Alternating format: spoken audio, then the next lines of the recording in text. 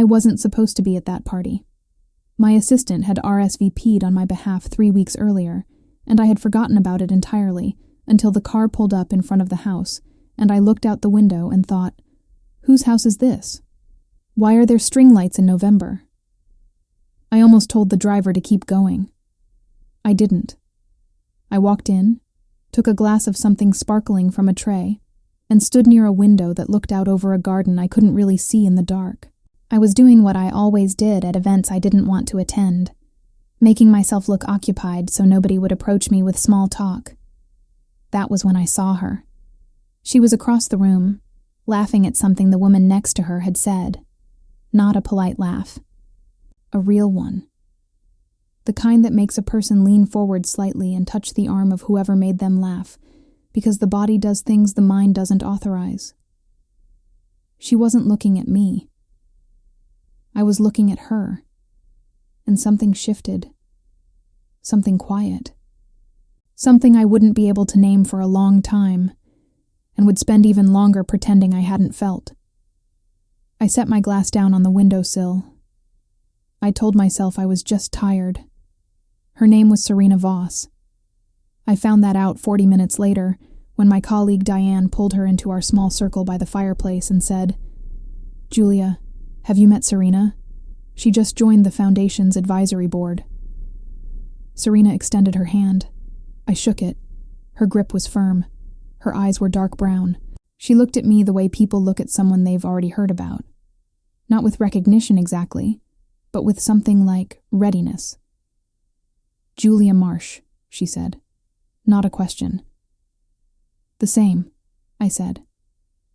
Diane did what Diane always does, which is fill every silence immediately. She explained to Serena that I was the CEO of Marsh Capital, that I'd been on the Foundation's board for 6 years, that I was the reason the new community arts center on the East Side existed. Diane says things like that as though listing accomplishments is a form of introduction. Serena listened. She didn't look impressed. She looked interested in a different way. "What do you actually care about?" she asked me when Diane paused to take a sip of wine. "Not professionally. Just as a person." I don't get asked that question.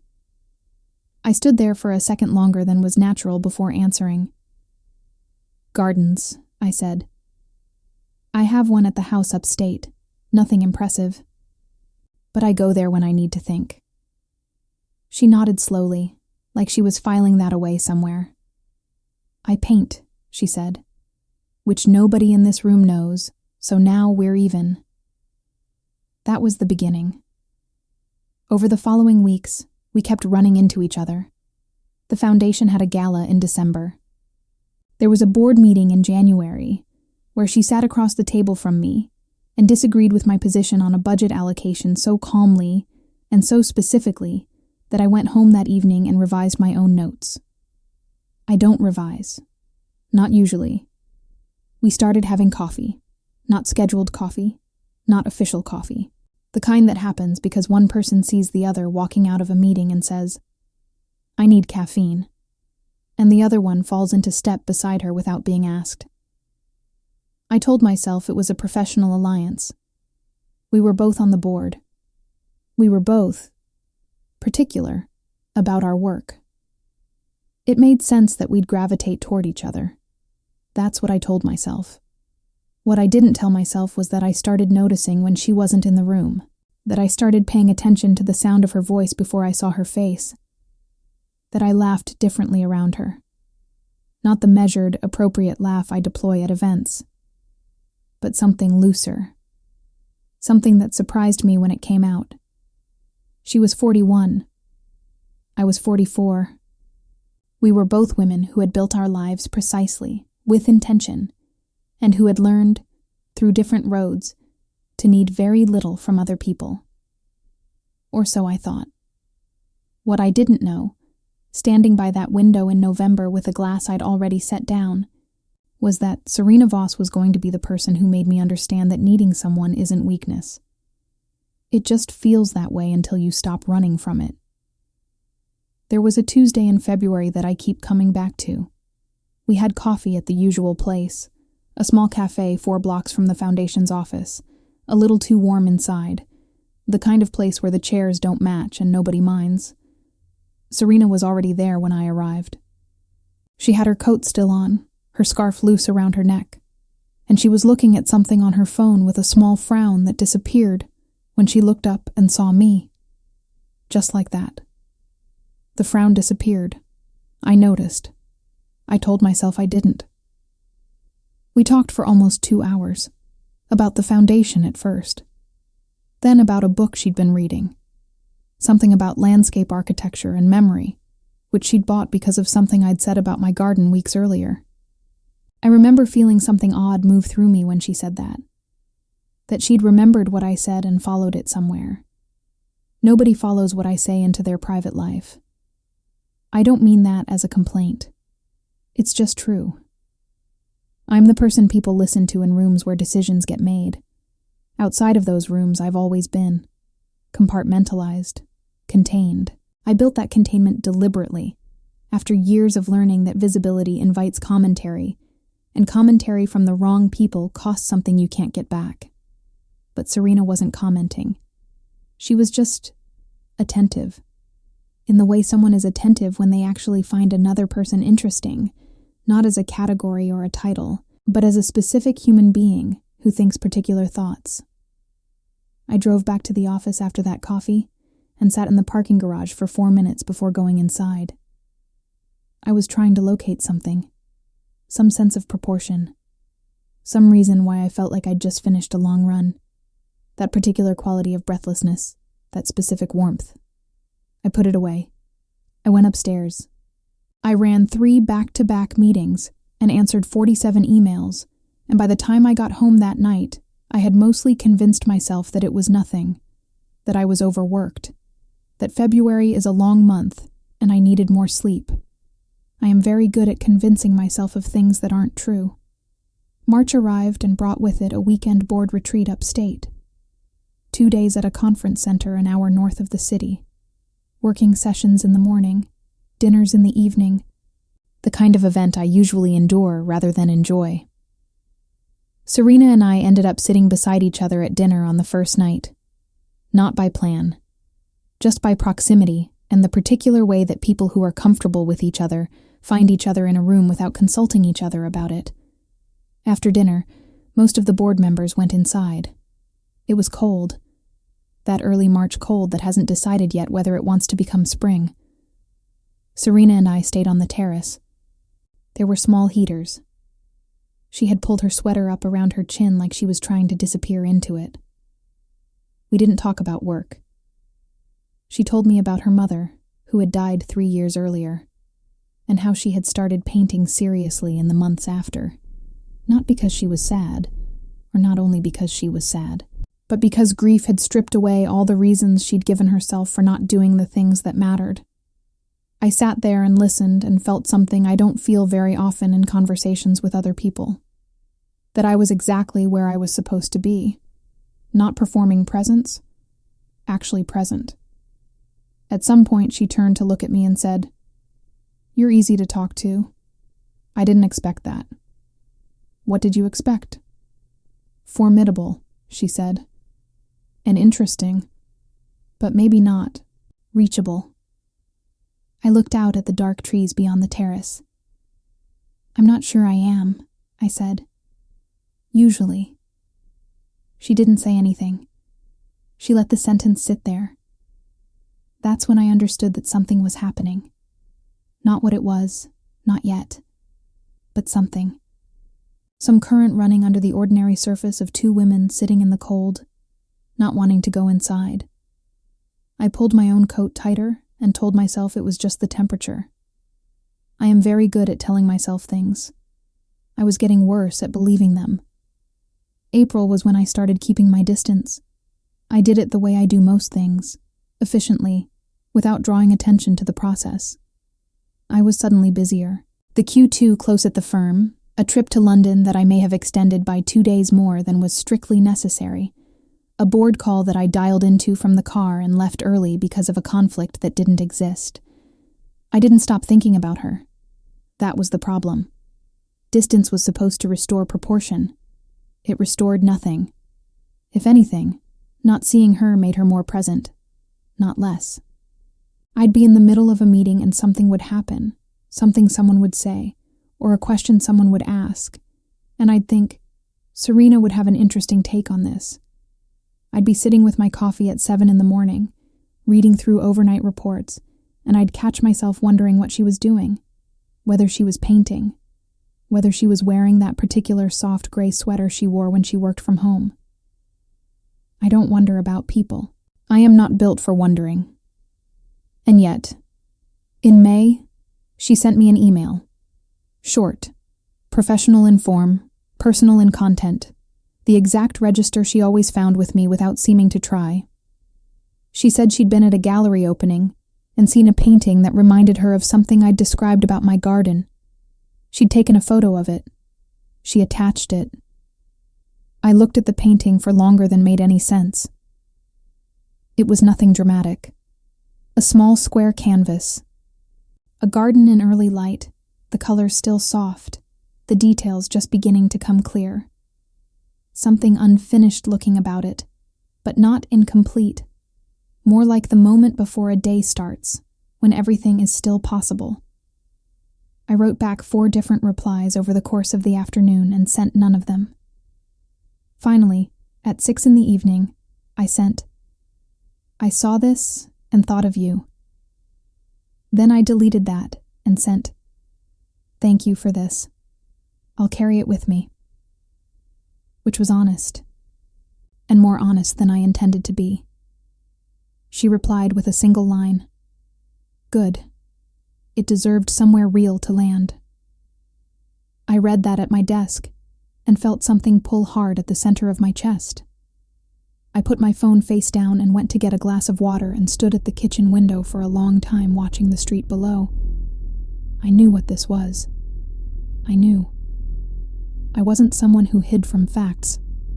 I'd built an entire career on refusing to look away from difficult data. I'd made decisions that cost me the approval of powerful people because I trusted the numbers over the narrative. The data here was clear. What I felt around Serena Voss was not professional regard. It was not the warmth of a developing friendship. It was not admiration between peers. It was something I hadn't felt in a very long time. Something I had, in fact, not built space for in my life. Deliberately, after a long period of my 30s during which I had concluded that the kind of closeness I wanted was something the shape of my life could not accommodate. I had made peace with that. Or I had made something that resembled peace closely enough to function. And then Serena had sat across from me in a coffee shop with her coat still on, and asked me what I actually cared about. And something that I had decided was finished had turned out to not be finished at all. In June, I went to the Foundation's summer reception. She was already there. She was wearing a dark blue dress and her hair was down. I'd only seen her with her hair down once before at the retreat, in the cold on the terrace, and I remembered noticing it then and filing it away somewhere I didn't examine. She saw me across the room. She smiled. Not the professional smile. Not the public smile. The other one. The one she used specifically when she was actually pleased. It's a small difference. You have to know a person's face to see it. I knew her face. She came toward me and we did what we always do, which is fall into conversation as though we'd already been talking and just stepped away for a moment. Her hand touched my arm briefly when she said something, a light contact, 4 seconds at most, and I felt it move through me like heat. I excused myself 20 minutes later. I stood in the bathroom with cold water running over my wrists and looked at myself in the mirror and said quietly, to my own reflection, "This is a problem." My reflection did not look particularly surprised. She looked, if anything, like someone who had been waiting a long time for me to catch up. The rest of the summer passed. I stopped pulling back. Not because I'd resolved anything. I hadn't. But because the pulling back wasn't working and was costing me something I didn't have a name for yet. The particular kind of loss that comes from refusing to be near a person who makes you feel like yourself. We went back to coffee. We went back to long conversations that ran past the point when we'd both meant to leave. She started texting me things, articles, images, a song once, with no explanation, just the link. And when I listened to it alone in my apartment that night, I understood immediately why she'd sent it, and felt the understanding like a hand pressing gently against my chest. I didn't say anything. Neither did she. We were both very careful. We were both very fluent in what didn't get said. But the things that didn't get said were accumulating. They were filling the space between us the way water fills a vessel, quietly, completely, and with the particular patience of something that will not stop until it is full. But before we continue, if you've made it this far, it's because something in this story is touching a nerve you recognize.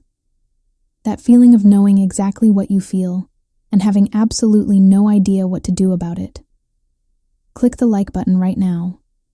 It costs you nothing, and it tells the algorithm this story deserves to reach more people. And if you're not subscribed yet, subscribe and hit the bell, so YouTube tells you when the next story drops on this channel. Now tell me in the comments, have you ever been there? Knowing something about what you feel and choosing, very deliberately, not to say it out loud, because saying it makes it real, and real is the scariest thing it could be? Tell me. I read every single one. And tell me what city you're watching from. I'll reply with a heart. Now. Back to the story. It was September. I had a house upstate. I've mentioned the garden. I went there most weekends from late summer into fall, because the light in September in that part of New York does something to the trees that I have never been able to describe adequately, and have never stopped trying. I'd mentioned it to Serena once, twice maybe. She'd asked about it, in the way she asks about things she's actually curious about, which is directly, without decorative preamble. On the second Friday of September, I drove up after work. I arrived late, ate something simple, went to bed, woke early, made coffee, took it outside. The garden in September is different from the garden in summer. Summer is full. Everything is at capacity, pressing against its own edges. September begins the process of letting go. Not sadly, not yet, but with a certain clarity. The colors sharpen before they fade. The light comes in at a lower angle and makes everything look like it means something. I was sitting there, hands around my mug, when my phone showed a message. Serena. Are you upstate this weekend? Me. Yes. Got in last night. 3 dots. Then, Serena. I'm 40 minutes away. My college roommate has a place in Rhinebeck. I had no idea until this morning. I read that twice. Me. Small world. Serena. Apparently. Then, after a pause. Serena. Would it be strange if I came by? I sat there with my phone in both hands and the coffee getting cold beside me and the light coming in at its particular September angle through the apple trees. Every careful thing in me said, yes. Yes, it would be strange. Say so.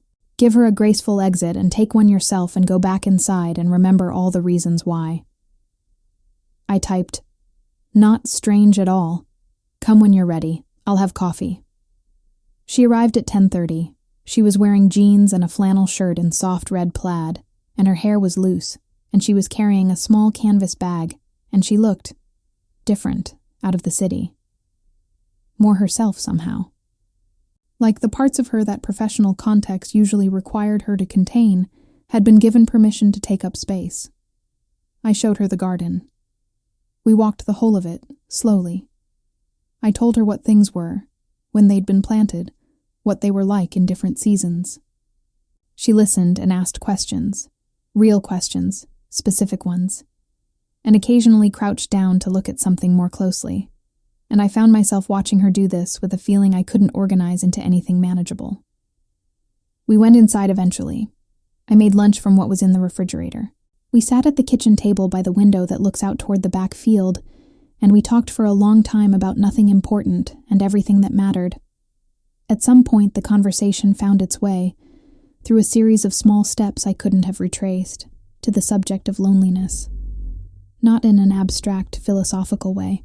In the specific, personal way of two people who have both spent a significant portion of their adult lives being very competent and very alone. She said, "I used to think I was built for solitude, that I'd figured out how to not need much." I looked at her. "And now?" I said. She was quiet for a moment. She was looking at the table, at her hands. And then she looked up at me. "Now I think I was just afraid," she said. And afraid people are very good at convincing themselves they prefer the thing they're avoiding. The kitchen was very quiet. Outside the window, the field was gold, and the light was doing that thing it does in September.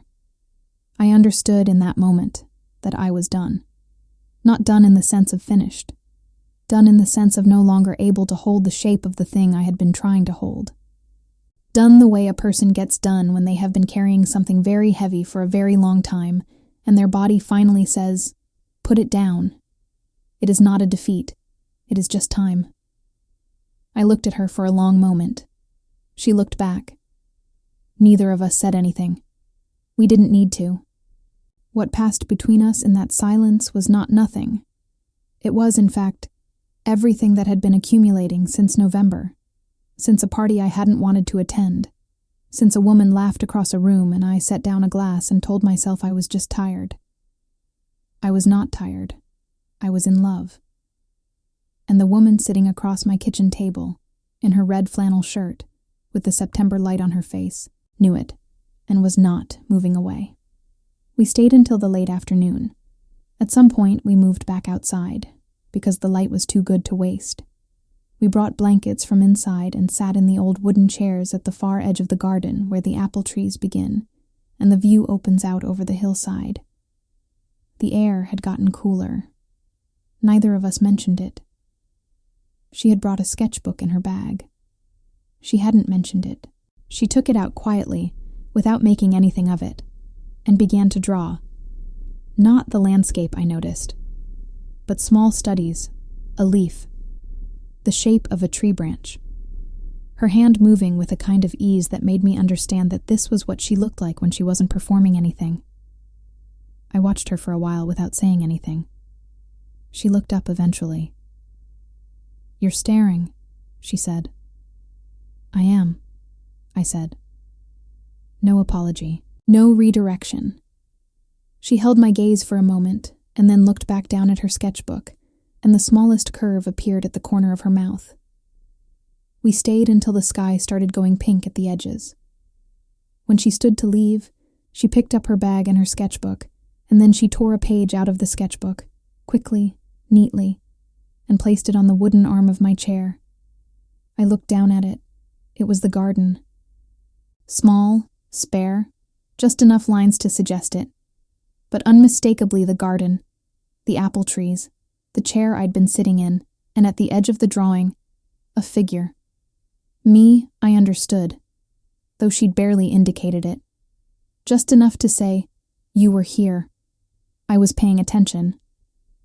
I looked up at her. She was already walking back toward the house, toward the path that led to where she'd parked. She paused without turning around. "Thank you for today," she said, quietly, like it meant more than those 5 words usually carry.